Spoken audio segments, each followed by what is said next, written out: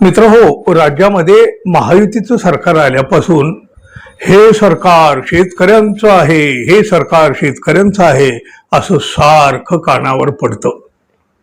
उपमुख्यमंत्री एकनाथ शिंदे यांनी तर काय हे वाक्य अगदी पाठच करून ठेवलेलं दिसतंय. जाईल तिथं फक्त एवढं म्हणायचं म्हणजे म्हणायचं, हे सरकार शेतकऱ्यांचं आहे. जो तो नेता उठतो तो शेतकऱ्याबद्दल कळवळा दाखवतो फक्त, पण शेतकऱ्यासाठी काय करतो? शेतकऱ्यांची मतं सगळ्यांनाच पाहिजेत, पण शेतकऱ्यांसाठी काही करायचं वेळ आली की नुसत्या थापा मारतात किंवा मग तोंड लपवतात.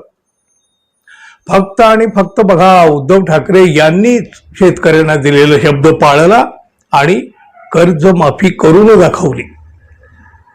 महायुतीच्या कर्त्या धर्त्यांनी मात्र आजवर फक्त थापा मारत दिवस ढकललेले आहेत आणि पुढे तरी काय वेगळं घडणार आहे?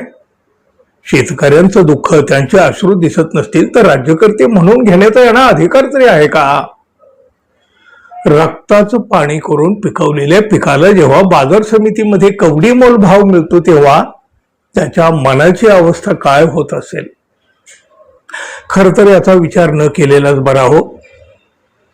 आता करमाळा तालुक्यातल्या पांगरे गावच्या जे ते शेतकरी अंकुश अण्णा गुंजाळ, त्यांनी 73 गोणी कांदा विकल्यानंतर सगळं खर्च वाचा जाता त्यांच्या हातात उरले फक्त 400 रुपये. बळीराजाच्या नशिबी आलेली दैना पुन्हा एकदा सोलापूर कृषी उत्पन्न बाजार समितीमध्ये पाहायला मिळाली. पैठणच्या बाजार समितीमध्ये तर त्यापेक्षा सुद्धा धक्कादायक प्रकार घडला. काँग्रेसचे खासदार कल्याणराव काळे यांनी या शेतकऱ्याची कैफियत मांडली तेव्हा ती लोकांसमोर सुद्धा गेली. पैठण कृषी उत्पन्न बाजार समितीमध्ये तालुक्यातल्या वरोडी इथल्या प्रकाश गलधर या कांदा उत्पादक शेतकऱ्यानं आपला कांदा विक्रीसाठी आणलेला होता समितीकडं.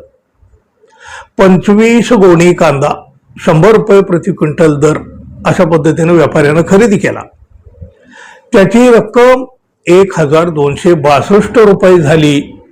हमाली, तोलाई, गाडीचं भाडं, गोणीचा खर्च असं सगळं काही वजा जाता शेतकऱ्याच्या हातामध्ये 1 रुपयाही आला नाही. उलट त्याच्याकडेच 1 रुपया शिल्लक असल्याची पावती बाजार समितीनं त्याच्या हाती टेकवली. ही पावतीच कल्याण काळे यांनी समाज माध्यमावर व्हायरल केली. ज्या शेतकऱ्यानं महिनोन महिना उन्हातानात पावसात थंडीत राबून कांदा पिकवला त्याच कांद्याला आज मातीमोल भाव मिळतोय. ना उत्पादन खर्च निघतो ना वाहतूक खर्च. मग शेतकरी जगणार कसा? फक्त घोषणा करणाऱ्या सरकारला शेतकऱ्याच्या डोळ्यातलं पाणी कधी का दिसत नाही? एका बाजूला महागाईनं सर्वसामान्य जनता त्रस्त आणि दुसऱ्या बाजूला शेतकऱ्यांचा माल कवडी मोलानं विकला जातोय. हा कोणता विकास? असा संताप काळे यांनी व्यक्त केला. ही फक्त पावती नाही, हा एका शेतकऱ्याच्या घामाचा, कष्टाचा आणि झोपलेल्या व्यवस्थेच्या अन्यायाचा पुरावा आहे. 25 पोती कांदा, वजन 1262 किलो, त्याची किंमत 1262 रुपये. हमाली, तोलाई, भराई, वाराई, भाडे, गोणी खर्च हे सगळं वजा केल्यावर शेतकऱ्याच्या हातात उरलं काय? उरल्या त्या फक्त सरकारी घोषणा.